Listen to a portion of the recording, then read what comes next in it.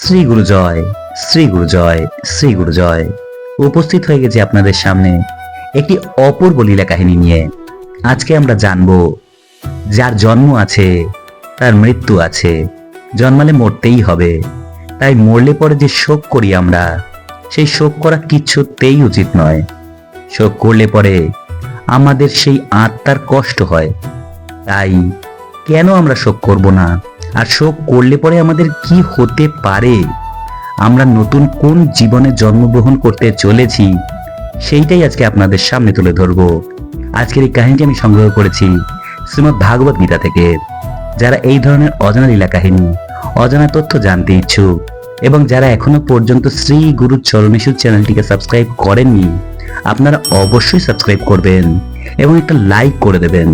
Like করলে অনেক উৎসাহ পাই এবং যারা এই ধরনের কাহিনী জেনে সমৃদ্ধ হবেন, তাদের সঙ্গে শেয়ার করে অবশ্যই কাহিনী ছড়িয়ে দেবেন।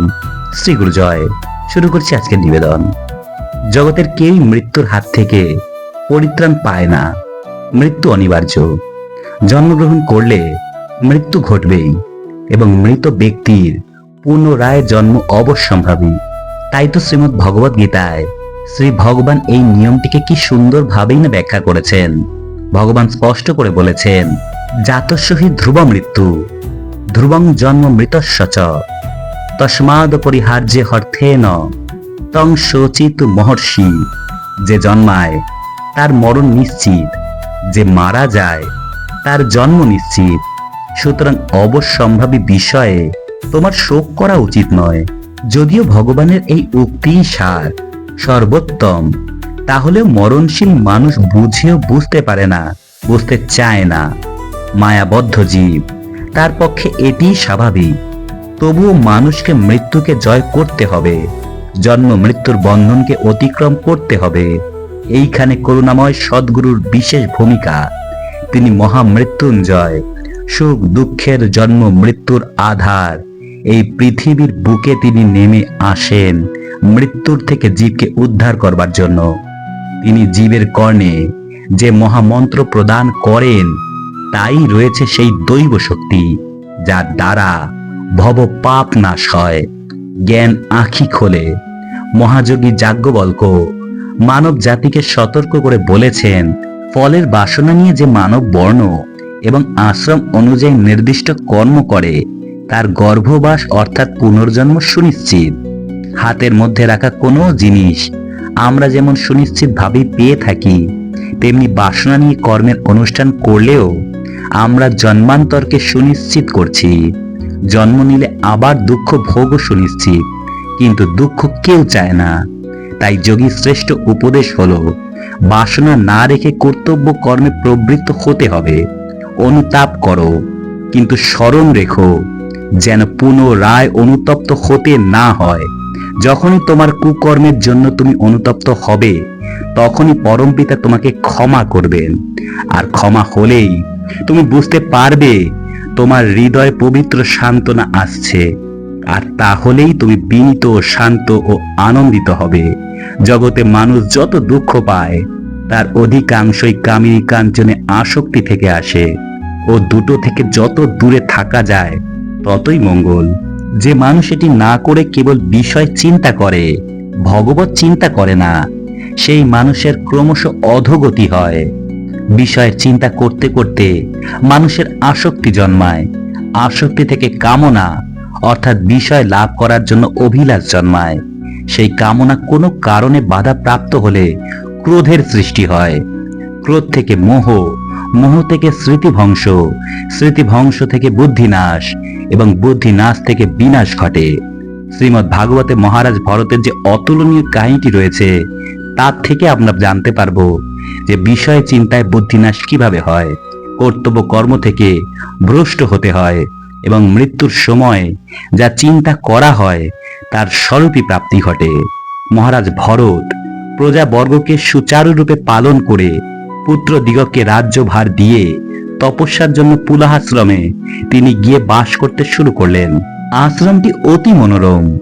পাশ থেকে কুলুকুলু রবে গণ্ডকী নদী বয়ে চলেছে। সেই নদী তীরে বসে মহারাজ ভরত ধ্যান করতেন, শ্রী ভগবানের নাম গুণগান কীর্তন করতেন। অদূরে হরিণ হরিণীরা আনন্দে খেলা করত। একদিন একটি হরিণী জলপান করবার জন্য একাকিনী সেই নদীর তীরে আসে। ওই সময়ে সে যখন জল পান করছিল, একটি সিংহ সেইখানে এসে গর্জন করতে থাকে। হরিণীটি ছিল গর্ভবতী। সে প্রাণ ভয়ে নদী পার হবার জন্য এক লাফ দিলে তার গর্ভের শাবকটি নিঃসারিত হয়ে নদীর স্রোতে পতিত হলো। হরিণটির অবস্থা মুমূর্ষু হয়ে পড়ল। কোনো ক্রমে নদী পার হয়ে আসে বটে, কিন্তু কিছুক্ষণের মধ্যেই মারা যায়। রাজর্ষি ভরত নদী তীরে বসে সকল ঘটনাই দেখেন। তার কোমল হৃদয় ব্যাকুল হয়ে পড়ে। তিনি ছুটতে গিয়ে অসহায় হরিণ শিশুটিকে জল থেকে তুলে আনলেন। হরিণ শিশুটি বেঁচে যায়। হরিণ শাবকটিকে আশ্রমে এনে পরম স্নেহে তিনি লালন পালন করতে থাকেন। ক্রমশ তার জন্য ঘাস সংগ্রহ করেন, কোলে পিঠে করে আদর করেন। এমনকি উপাসনা বন্দনার সময়েও তাকে আদর করে পরিতৃপ্তি পেতেন। এমন করে কিছুদিন অতিবাহিত হলো। তার ভগবত আরাধনায় ব্যাঘাত জন্মালো। তিনি অহরহ হরিণ শিশুটির কথাই চিন্তা করতেন। তার প্রতি তিনি এতই আসক্ত হয়ে পড়লেন যে হরিণ শিশুটির সাথে ভ্রমণ, শয়ন, ভোজন ইত্যাদি করতেন। যখন ভগবানের নাম গান ধ্যান করতেন, তখনও হরিণ শিশুটির দিকে তাকিয়ে থাকতেন। ক্রমে রাজর্ষি ভরতের অন্তিম সময় উপস্থিত হলো।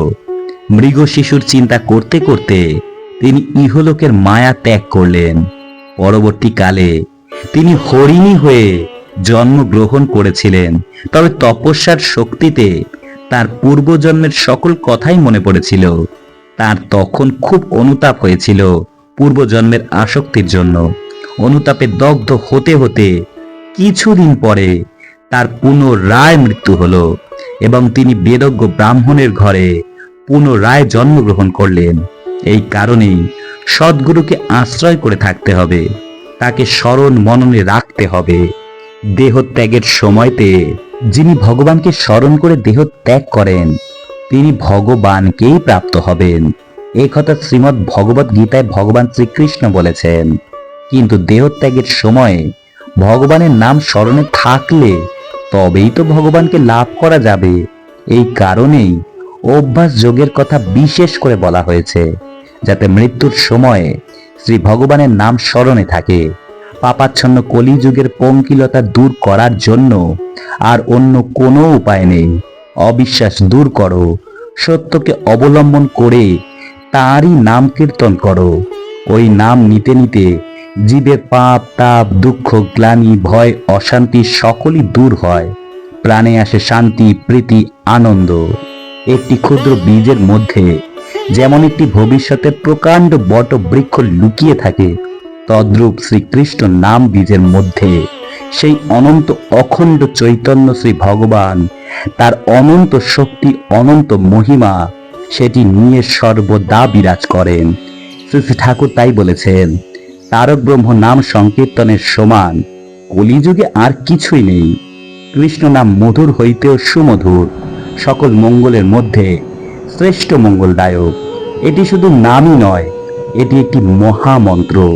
শ্রীকৃষ্ণের সংকীর্তনের চিত্ত রূপ দর্পণকে মার্জিত করে, অর্থাৎ সর্বপ্রকার মলিনতা থেকে মনকে মুক্ত করে, সংসার রূপ দাবাগ্নিকে নির্বাপিত করে, আর শুভ্র কৌমুদী ধারার মতো কল্যাণ বিতরণ করে এবং সকলের আত্মাকে তৃপ্তির ধারায় স্নিগ্ধ করে দেয়।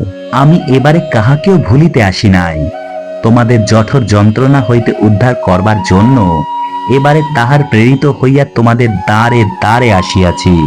যে ব্যক্তি সম্পদের সময় ভগবানে বিশ্বাস করে আর বিপদ আসিলে সে বিশ্বাস হারাইয়া ফেলে, অথবা বিপদের সময় উত্তীর্ণ হইবার জন্য ভগবানকে ডাকে, আবার সম্পদের সময় তাহাকে ভুলিয়া যায়, যে ব্যক্তির ভগবানে প্রকৃত বিশ্বাস জন্মে নাই, সব অবস্থায় যাহার বিশ্বাস অচল থাকে, সেই ভগবানে প্রকৃত বিশ্বাসী। প্রহ্লাদের ন্যায় অবলীলাক্রমে সে সকল বিপদ অতিক্রম করিতে পারে। মানুষের ধর্মই তাহাকে বাঁচাইয়া রাখে। ধর্ম দ্বারাই প্রকৃত সুখ ও শান্তি লাভ হয়। সুতরাং কোনো ক্রমেই ধর্মভ্রষ্ট হইবে না। অসুরগণ ধর্ম বিরোধী বলিয়া ধর্মানুরত সাধু মহাপুরুষগণের প্রতি কত অত্যাচার করিয়াছে। মহাপুরুষগণ কি তাহাদের ভয়ে স্বধর্মানুষ্ঠানে বিরত হইয়াছেন? তোমার ধর্মকে তুমি দৃঢ় রূপে ধরিয়া থাকো। কোনো প্রকার ভয়ের কারণ উপস্থিত হইলেও ধর্মানুষ্ঠান পরিত্যাগ করিবে না। শ্রী গুরু জয়, শ্রী গুরু জয়, শ্রী গুরু জয়। আজকে এইটুকুই। পরের দিন আবার উপস্থিত হয়ে যাব নতুন কোনো অজানা লীলা কাহিনী বা অজানা কোনো তথ্যের সঙ্গে।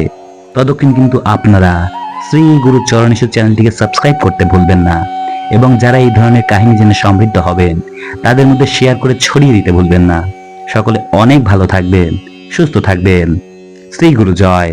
নমস্কার সবাইকে।